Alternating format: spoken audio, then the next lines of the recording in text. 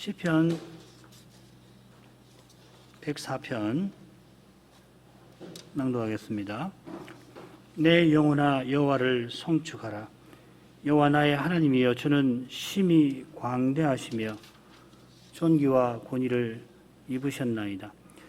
주께서 옷을 입음같이 빛을 입으시며 하늘을 휘장같이 치시며 물에 자기 누각에 들보를 얹으시며 구름으로 자기 수레를 삼으시고 바람날개로 다니시며 바람으로 자기 사자를 삼으시며 화염으로 자기 사역자를 삼으시며 땅의 기초를 두사 영원히 요동치 않게 하셨나이다.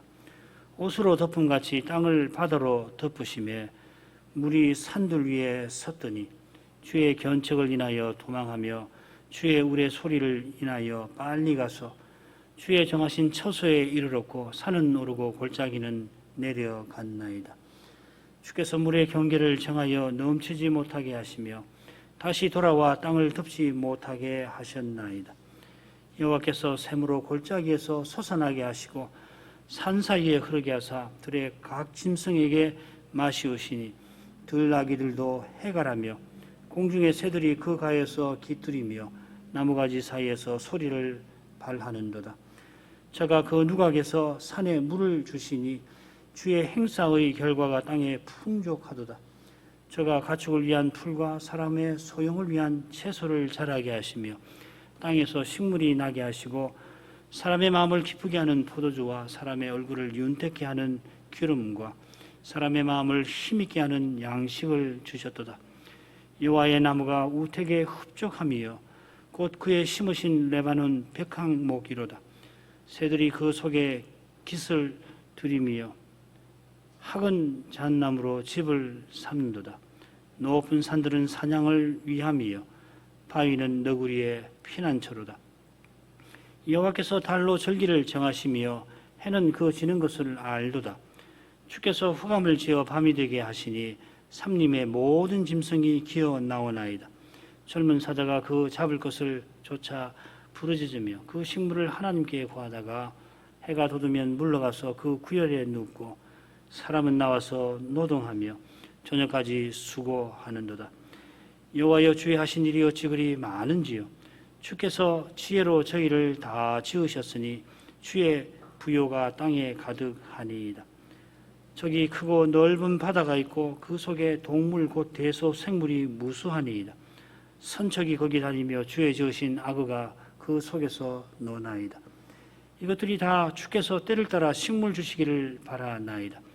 주께서 주신즉 저희가 취하며 주께서 손을 펴신즉 저희가 좋은 것으로 만족하다가 주께서 낯을 숨기신즉 저희가 떨고 주께서 저희 호흡을 취하신즉 저희가 죽어 본 흙으로 돌아가나이다. 주의 영을 보내어 저희를 창조하사 지면을 새롭게 하시나이다. 여호와의 영광이 영원히 계속할지며 여호와는 자기 행사로 인하여 즐거워하실지로다. 저가 땅을 보신즉 땅이 진동하며 산들에 접촉하신즉 연기가 발하도다. 나의 평생에 여호와께 노래하며 나의 생존한 동안 내 하나님을 찬양하리로다. 나의 묵상을 가상히 여기시기를 바라나니 나는 여호와로 인하여 즐거워하리로다. 죄인을 땅에서 소멸하시며 악인을 다시 잊지 못하게 하실지로다. 내 영혼아 여호와를 송축하라. 할렐루야.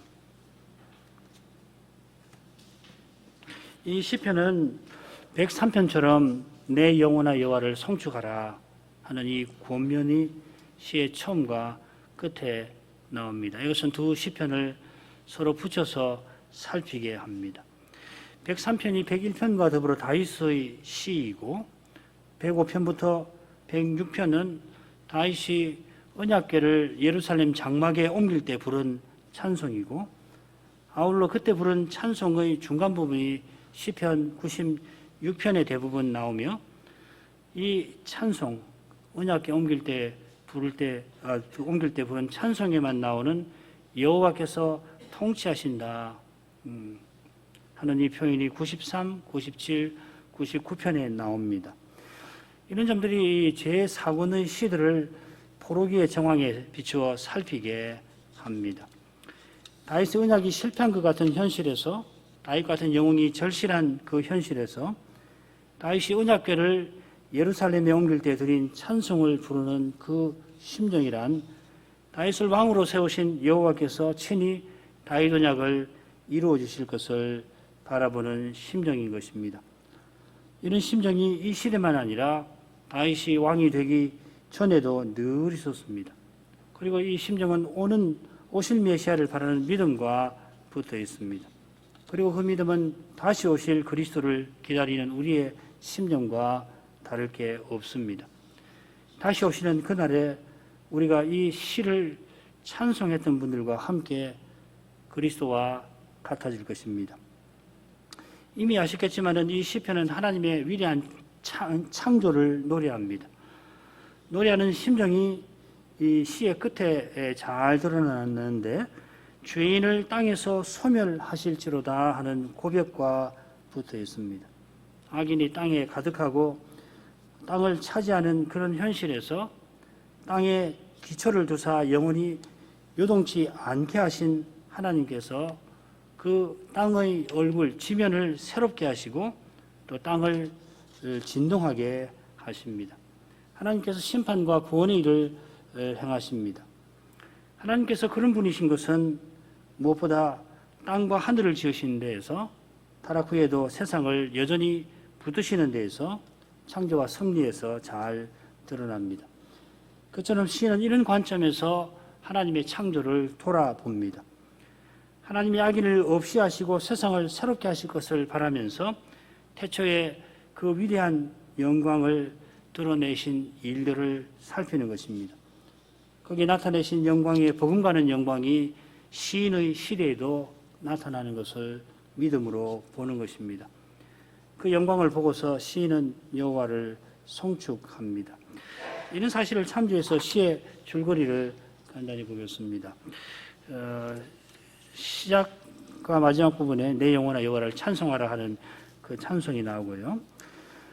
1절 하반절부터 4절까지 하나님께서 태초에 하나님의 영광을 드러내신 점을 노래하고 있습니다. 5절부터 9절까지는 땅에 기초를 두어서 견고하게 하신 일들, 그리고 10절부터 18절에는 하나님께서 짐승과 사람에게 마실 것과 먹을 것, 또 거처를 주신 것을 노래하고 있습니다.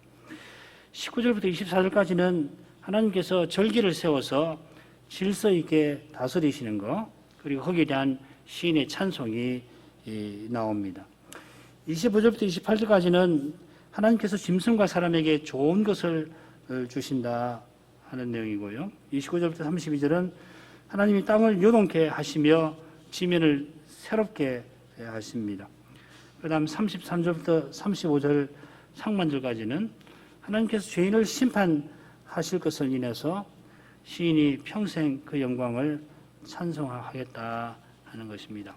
시의 흐름이 창조의 순서를 따른 것 같으면서도 조금 다를 겁니다. 다른 이유는 말씀드린 대로 타락 이후의 현실에 비추어서 타락 이전을 살피는 것과 붙어 있습니다. 사람 사는 땅이 지금은 죄인들이 있어 흔들리고 악한 것들이 많습니다. 그러나 하나님께서 여전히 절기와 밤낮의 순환을 붙드시고 먹을 것과 마실 것을 뭇짐승과 만민에게 주십니다. 그 목적은 시인이 바라는 대로 하나님의 영광을 영원히 찬송하게 하시는 거기에 있습니다. 자, 1절부터 4절 읽겠습니다. 내 영혼아 여호와를 송축하라. 여호와 나의 하나님이여 주는 심히 광대하시며 존귀와 권위를 입으셨나이다.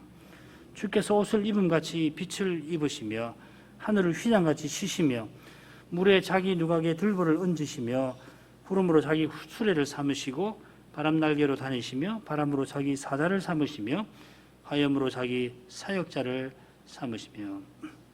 시인이 내 영혼아 여호와를 송축하라 했는데, 이것은 103편의 교훈처럼 여호와께서 베푸신 모든 그 은택에 있습니다. 시인과 백성이 받을 수 없는 그것을 하나님이 주십니다. 그것은 무엇보다 그들의 죄를 사하시는 것입니다. 그 죄가 실은 도무지 용서받을 수 없는 그런 죄입니다. 죄악, 그리고 죄가라고 했는데 이게 뭔가 하면은 아사셀 염소에게 전가해서 그 염소를 무인지경에 보내어 다시는 이스라엘 진에 돌아오지 못하게 하는 그러한 죄입니다. 이런 규례에서 시인이 거론한 죄들이 얼마나 두려운 것인가를 짐작합니다. 그 죄들을 여호와께서 메시아께서 십자가에서 담당하셨습니다. 요한복음 1장 29절에 세상죄를 지고 하는 하나님의 어린 양이라고 하는 표현에 이런 내용이 담겨 있습니다. 하나님께서는 또한 자식을 불쌍히 여기시는 아버지처럼 이스라엘을 돌아보셔서 그 청춘을 새롭게 하셨습니다. 제사장 나라와 거룩한 백성으로 서나가게 하신 것입니다. 이 거룩한 사명이 곧 의롭다 하심과 거룩하게 하심의 모든 언덕과 붙어 있습니다. 그리고 그 모든 언덕이 자녀 삼으심에 요약되어 있습니다. 고린도전서 1장 30절에 그리스도께서 우리에게 지혜와 의로움과 거룩함과 구속함이 되셨다 할 때 의로움, 거룩함, 구속함이 바로 그것입니다.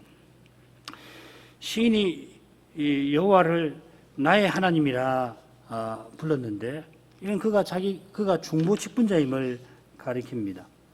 이어 주는 심히 광대하십니다 했는데 같은 표현이 다윗 언약을 체결하신 직후에 다윗의 입에서 바로 이 표현이 나옵니다. 아울러 존귀와 권위도 시편 90편 6절 그러니까 언약궤 옮긴 때 부른 찬송에 나옵니다. 이것은 존귀와 권위를 입으셨다 하는 것은 여호와께서 모든 신보다 경외할 분, 곧 광대하신 분임을 가리킵니다. 시편 96편 4, 5절이 그것이죠. 창조하신 여호와께서 만왕의 왕, 우주의 통치자이심을 시인이 처음부터 노래하는 것입니다. 이런 점에 비추어서 70인역의 표제에 이 시를 다윗의 시라고 한 사실을 살피만 할 겁니다. 왕이 화려한 어복을 입듯이 여호와께서 존귀와 위엄을 갖추셨는데 그처럼 태초에 빛을 입으셨습니다. 이것은 창조의 첫째 날을 떠오르게 합니다. 빛이 이스라 하시니 그대로 되었습니다. 이 위대한 창조는 여호와의 신께서 어두운 그 수면 위에 그 깊은 위에 운행하신 것과 붙어 있습니다. 여호와의 신께서 마치 독수리가 새끼 위에 큰 날개를 펴고 날듯이 처음 땅에 그렇게 역사하신 것입니다. 우리말로는 그 운행한다 이렇게 번역이 되어 있어서 마치 여호와의 신께서 막 움직이시는 것처럼 되어 있지만은 이 표현이 신명기 32장 11절에는 독수리가 날개를 펴는 것처럼 여호와의 신께서 신이시니까는 태초의 땅 위에 마치 독수리가 날개를 펴듯이 그렇게 그 첫 땅을 안고 있는 모습 혹은 그 위에 역사하시려고 펼치시는 영광의 빛을 펼치시는 그런 장면으로 보는 것이 좋습니다. 그 광경이 바로 여호와께서 빛을 입으신 것을 가리키는 것이 아닐까 저는 생각합니다.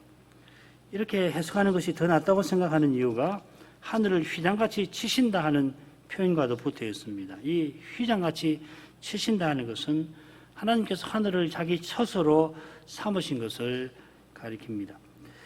자, 그런데 이어 나오는 내용들을 보면은 창조의 처음 이틀, 첫째 날과 둘째 날에 하신 일들과 붙어 있는 것 같습니다. 물에 자기 누각에 들보를 얹으셨다 하는 것은 둘째 날에 궁창을 그 시온의 물 사이에 있게 하신 것과 붙어 있는 것 같습니다. 궁창 위의 물에 하나님의 거처를 위한 들보를 얹으셨습니다.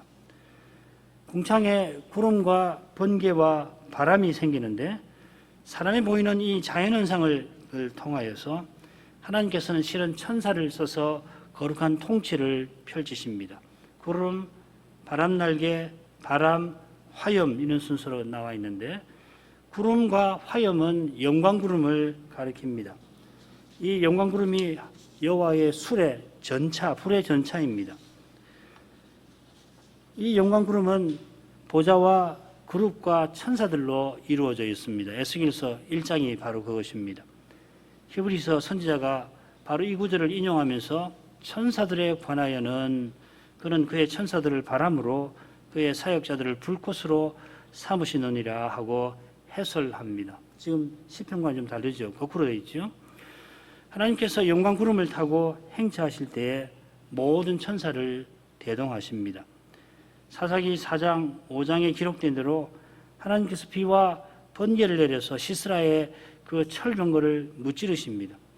당시 근동 사람들은 바알이 비와 천둥과 번개의 신이라 그래서 이 바알이 풍요를 가져준다고 믿었지만은 여호와께서 비와 천둥과 번개를 다스리시고 그들이 신으로 떠받드는 이것을 통해서 그들을 벌하셨습니다.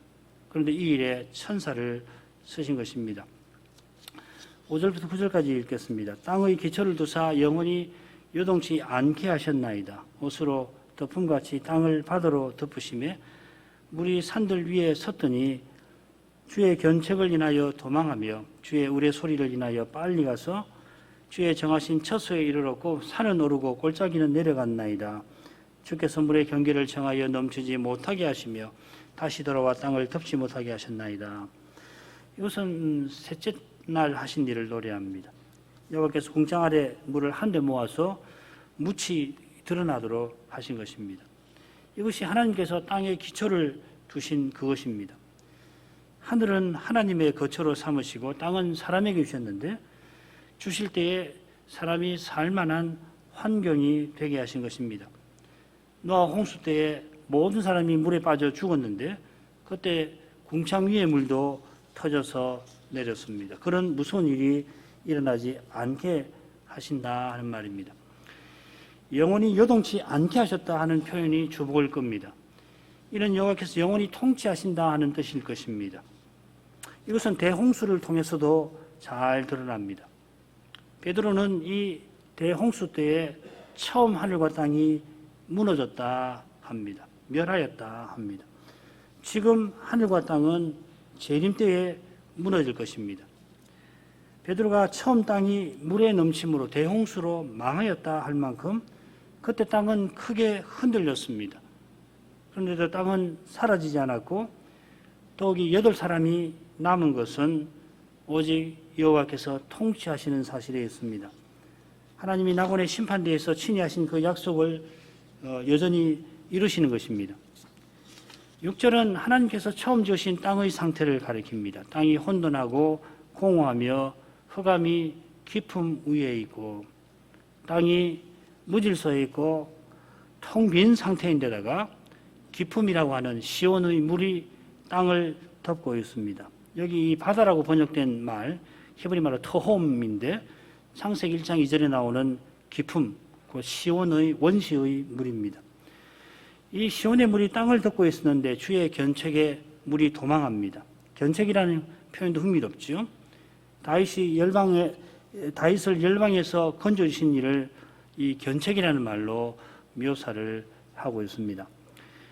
하나님께서 창조하시면서 견책하고 진노하실 일이 없습니다. 이것은 시인이 원수들에 대한 하나님의 심판을 바라면서 창조일을 돌아보는 것입니다.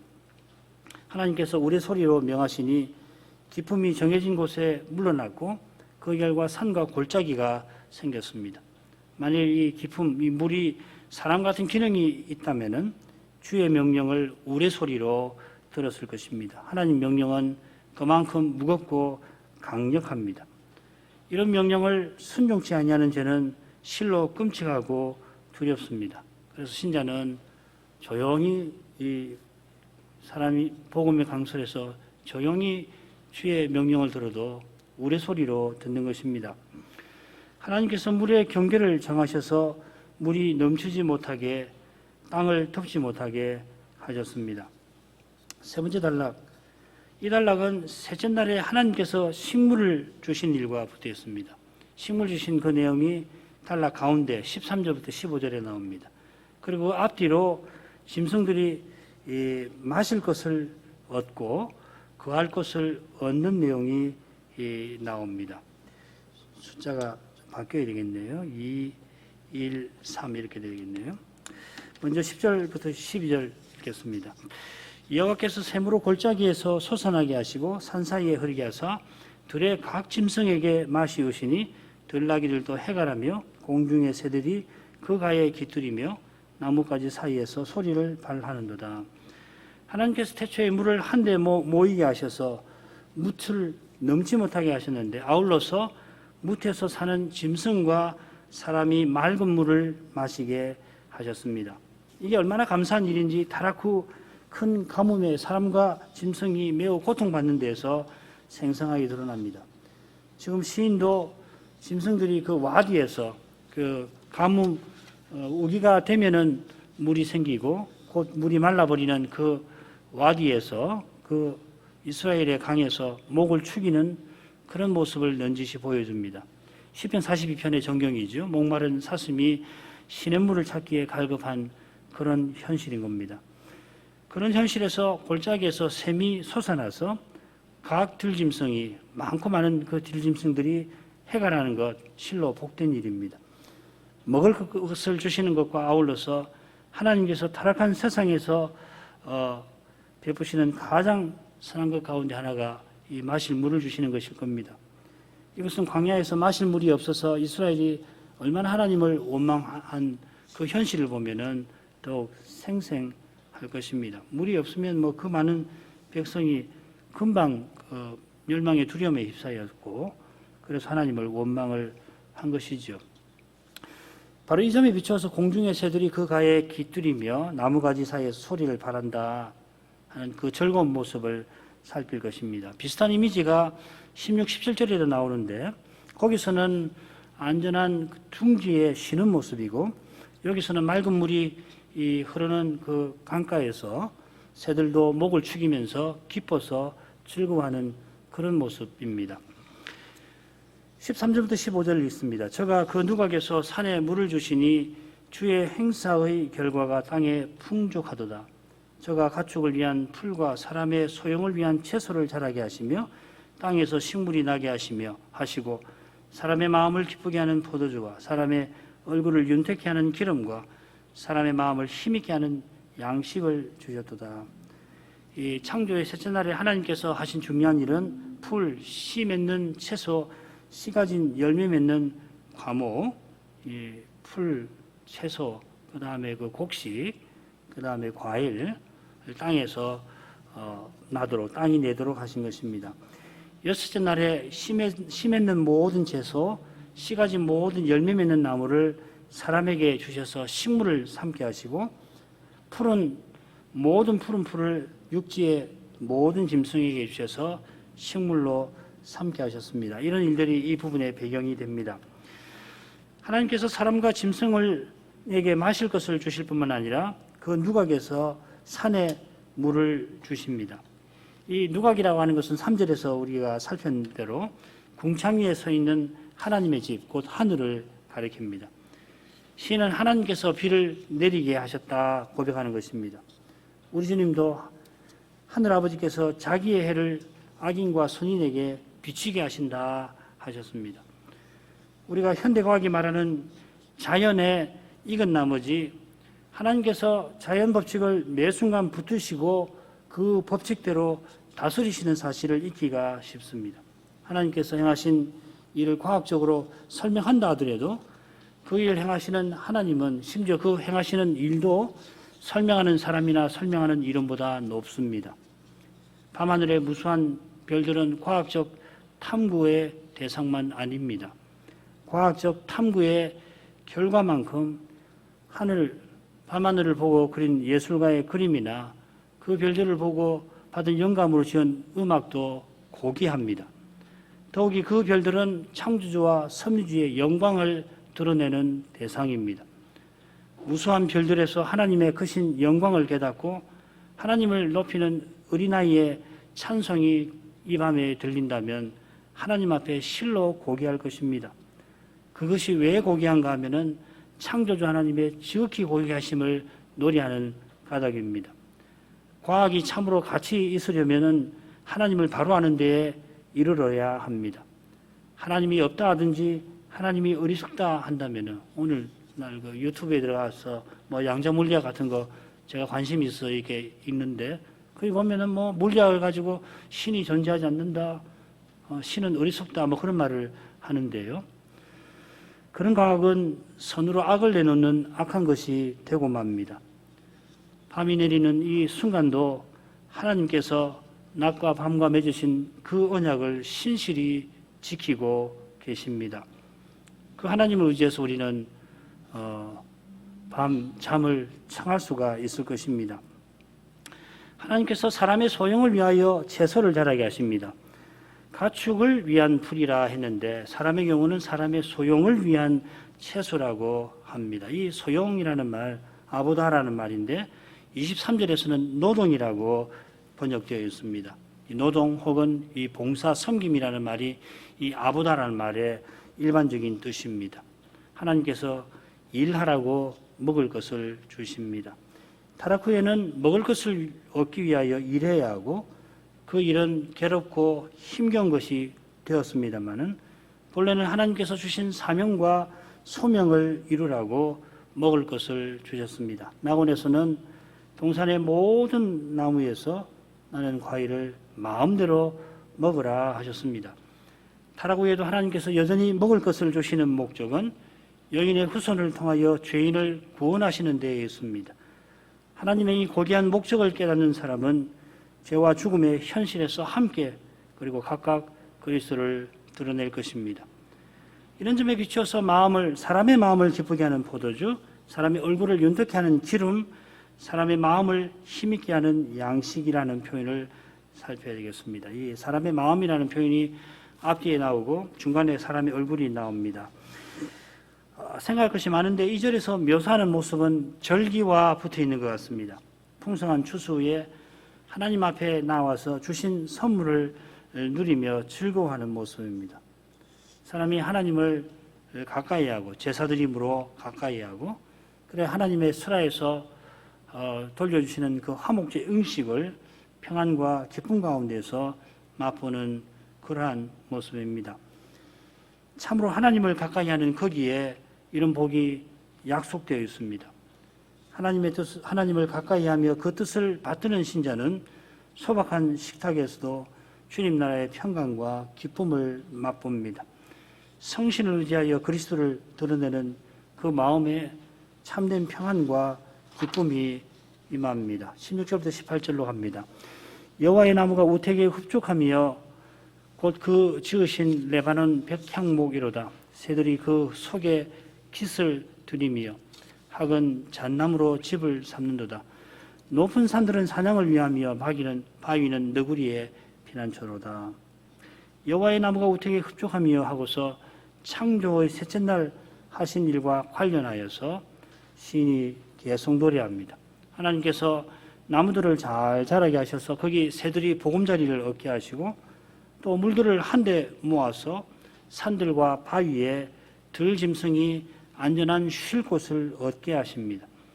마실 것과 먹을 것을 주실 뿐만 아니라 쉴 곳을 주십니다.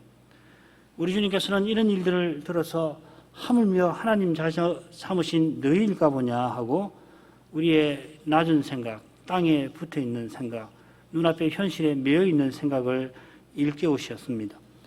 하나님께서 들풀을 입히시고 참새를 먹이신다면 자녀인 우리는 우리의 머리카락을 다 헤아리고 계실 만큼 무엇이 우리에게 있어야 할 것을 하나님은 아시고 심지어 우리가 구하기도 전에 주십니다. 이처럼 주님의 말씀에서 일반 계시가 무엇인지 압니다. 하나님께서 날마다 행하시는 일들이 실로 많고 또 선하고 높고도 깊습니다마는 오직 주님의 말씀을 통하여서 그처럼 주님의 말씀은 이 시편을 통하여서 하나님의 위대하심과 선하심과 사랑과 성실과 인자하심을 제대로 아는 것입니다. 시인이 여호와의 나무라 하고서 레바논 백향목을 언급합니다. 이스라엘에 자라는 작은 관목만 아니라 레바논의 큰 백향목도 여호와께서 때를 따라 비를 흡족하게 내려서 잘 자라게 크게 자라게 하십니다. 모든 선한 것이 우리 하나님의 것입니다. 모든 진리가 하나님의 것입니다. 이 시간에도 여호와께서 그 모든 선한 것을 못 백성에게 베푸십니다. 악인과 불의한 자에게도 주십니다. 심지어 그들에게 더 주시기도 하십니다. 그렇게 하시는 뜻은 오직 자녀 삼으신 우리의 완전한 구원에 있습니다. 그런 까닭에 사람의 눈에는 똑같이 같은 햇살 아래 살고 똑같이 날이 지는 것을 보는 것 같습니다마는 하나님께서는 그 밤에 그 사랑하시는 자에게 단잠을 주십니다. 이 단잠은 영원한 안식을 향하는 그러한 것입니다. 모든 선한 것이 아버지께로부터 온 것을 깨닫고 아버지께 모든 것을 의탁하며 약속하신 저 복된 안식을 바라는 것입니다. 이스라엘이 포로 잡혀가던 그날에 그 길에 먹구름이 몰려와서 비는 세차게 몰아치고 번개는 레바논 백향목을 찍어 넘어지게 하는 그런 두려운 때에도 거기서 여호와의 소리를 듣는 이들이 있었습니다. 29편의 시인이 그랬고 그와 함께 믿음으로 포로 떠났던 그분들이 그 소리를 들었습니다. 그분들은 주께서 주시는 평안을 그 어려운 때에도 두려운 때에도 누렸을 줄로 믿습니다. 그 여호와의 소리가 성경과 복음 강설에서 늘 들립니다. 얼마큼 하죠?